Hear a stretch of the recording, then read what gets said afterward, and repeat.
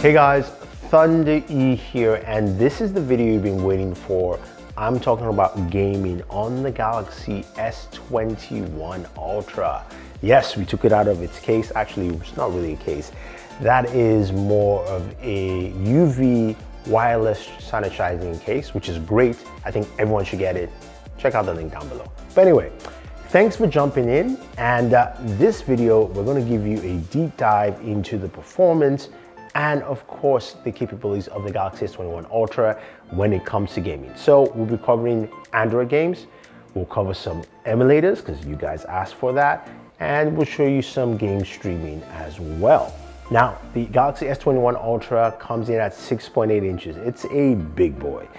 And this houses the brand new Snapdragon 888 processor. What does that mean?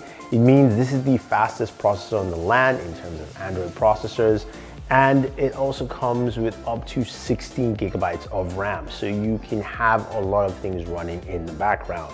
That is really, really good. Now, the battery is 5,000 milliamps, and I will say this right off the bat, I am very happy Samsung included a massive battery into this bad boy. It gives you a lot of performance to do the things you need to do performance-wise. Now, that display is a 120 Hertz display, variable refresh rate, and what that means, is that your refresh rate changes to match what you're doing on screen. And what I've noticed while using this device is that if you're not doing anything, it drops down to 60 Hertz. Now, Samsung says it can drop down to 11 Hertz. What I did find out is 60 Hertz using the inbuilt refresh rate indicator that you can see on the top left-hand corner of the screen of the device. This is built into Android 11, so any Android 11 device, you can actually turn this on in developer options. But what's really cool is when you go to a site like Test UFO, you can see it actually changes if there's no activity on screen. So 60 to 120 Hertz. That is actually pretty cool. Now you've got stereo speakers here, and if you want to hear more on the speakers, go to our speaker test and you'll find out more. But you're here for gaming capabilities and what this device can do gaming-wise. So let's not waste any time and let's jump into our very first game, which will be playing Call of Duty Mobile, and we're playing at the highest settings possible on this device, as you can clearly see. And let's give you just a quick clip and then we'll talk about it.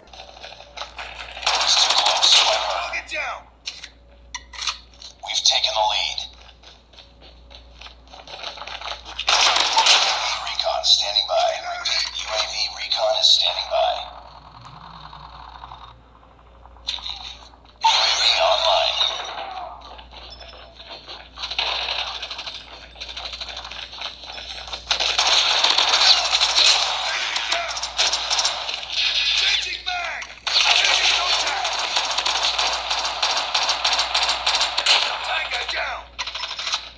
So Call of Duty Mobile performance-wise did as you would expect, 60 frames per second. And if you guys don't know, we use Game Bench to do our benchmarks for any of our Android games. It's a great tool. Use the link down below. You can actually get it yourself.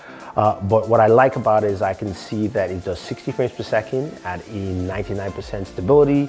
CPU usage is 11.82%, but in terms of GPU, we have no information yet because it's still not registered for Game Bench. But performance-wise, it's pretty good as you would expect here. It's also felt really smooth while gaming and playing Call of Duty Mobile.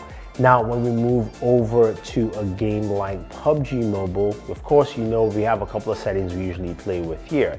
Now, the one thing you notice as it differs from Call of Duty Mobile is Call of Duty, the screen refresh rate was dropped down to 60 Hertz. That's because, of course, Call of Duty really pretty much runs at 60 Hertz on this device, while when it came to PubG Mobile, it stayed at 120 Hertz. Not sure if that's what it will eventually run, but that's where the screen refresh rate stayed at. Now, we've played our first game at Ultra HD for PubG Mobile, and we'll see what kind of performance we get from that.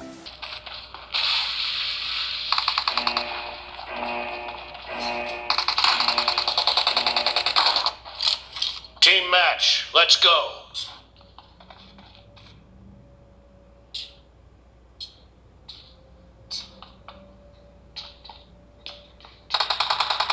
Blue team has scored for the first time!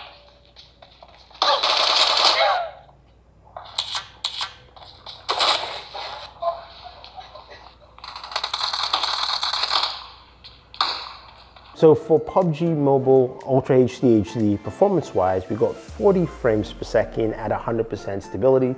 Again, this matches every device that we've tested as high-end, from the Xiaomi Mi 11 to the iPhone 12 Pro Max.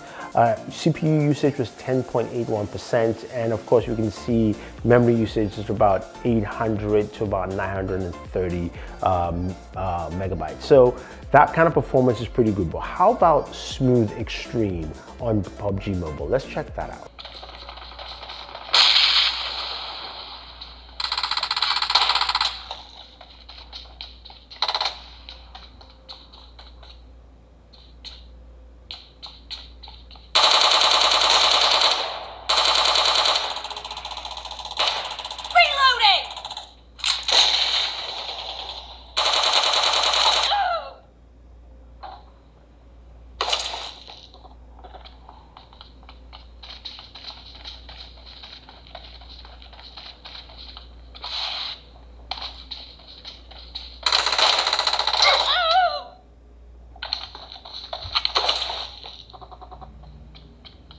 So at Smooth Extreme, again, the performance is similar to everything else in this class. We're talking about 60 frames per second standard, also 99% FPS stability, which is what we would like to see. The longer it stays at that, at its peak mark, the better it is. CPU usage is a little bit more at 13.23%, which is quite interesting compared to Ultra HD, and memory usage is also slightly up in its average range. So that actually was pretty cool. Now, moving over to Fortnite. Fortnite's a game that I could not use Game Bench because it doesn't allow USB debugging. But with Fortnite, you can play at 90 frames per second, not at epic resolutions, but of course at medium resolutions. At epic, you can play 60 frames per second, but I decided to check out 90 FPS.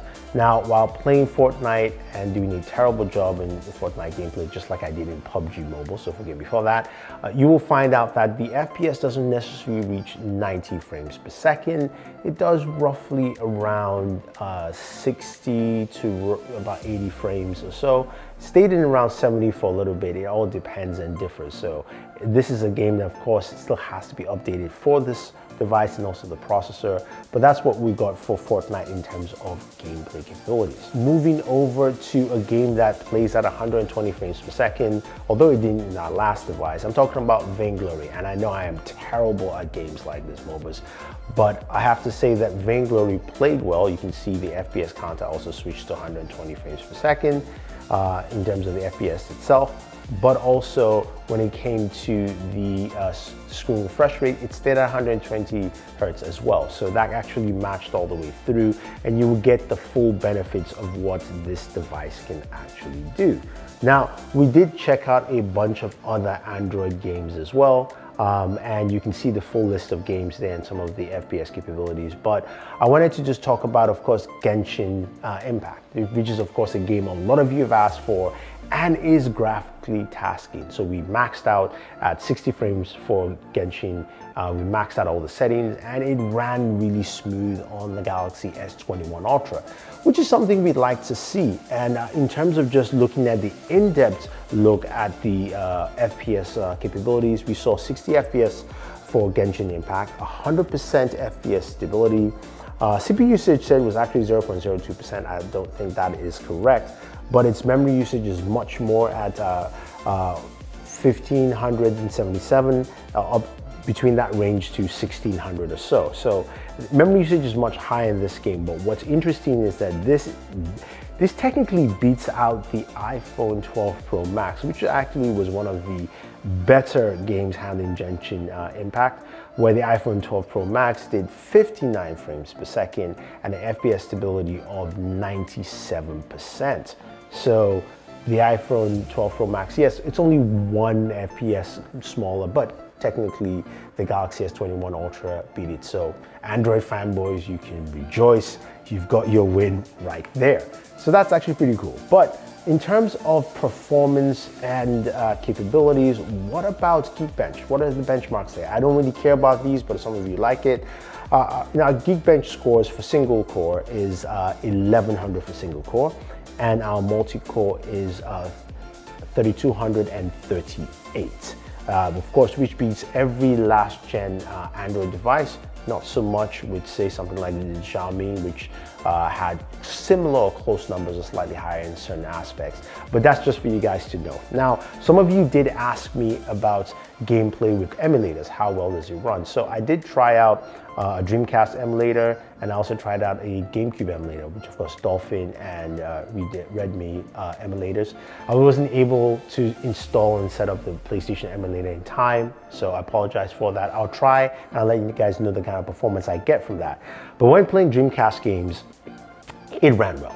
It ran really well. I was getting 60 frames per second in Marvel vs. Capcom 2 on the Dreamcast, and that was great to see. Plus, I was able to use my controller, my Razer Kishi on there with this emulator. It's a great emulator pickup. You have the link for you guys down below. But it ran well playing Dreamcast games. Now, moving over to GameCube games, using the Dolphin emulator, I was able to play Super Mario Sunshine. It was doing about 25, 28 frames per second. But it looked like it ran well in general. I was playing on screen, so for that was a little bit iffy. But emulators definitely run well on this. I'm sure you guys are gonna ask me for a ton of other games, and I'll try and do some shorts or things like that, showing you different games and emulators on the Galaxy S21 Ultra. Now, finally, of course, streaming services. Now, we got to play, of course, Xbox Game Pass and Stadia. I was able to play a game on Game Pass quite well, using touch controls on there, which I believe is Bloodstained. That actually played really well. And also, Stadia ran really well using, of course, the Razer Kishi controller and gaming on there. And again, with streaming games, it's all about your connectivity, which is why having Wi-Fi 6 and Wi-Fi 6E is very important on a device like the Galaxy S21 Ultra. And allowing you to connect as fast as possible, making sure that connection is great. Plus, of course, 5G connectivity, if you have it in your location, makes a ton of sense. Now, finally, the main thing we care about, of course, is temperatures. How are temperatures while gaming? Now, I'll put it this way. When I gamed on and off over a period of time, my maximum temperatures were around 102, 103. When I gamed consistently and going through heavy, intense games, I actually pushed up to 109 degrees, which is probably the hottest I have seen for any Samsung device.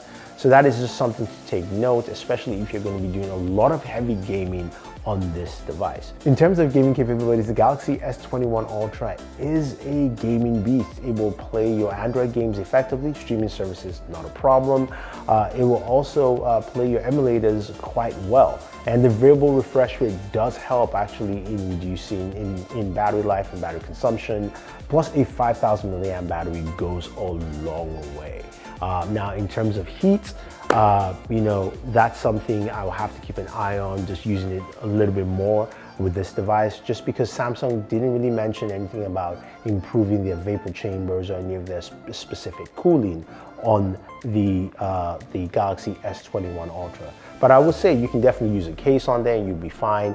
I used my Samsung leather case and I actually had no issues with that. Also, I like to use speaking cases, and you can check out their cases as well. They've got some really cool cases that give you nice thermal cooling and also some better grip while you are gaming. So hopefully that gives you guys an idea of how gaming is on the Galaxy S21 Ultra. This is a gaming beast and has a great performance. If you have any questions or any comments, let me know. Otherwise, guys, don't forget to like, share, subscribe, and always enjoy your entertainment.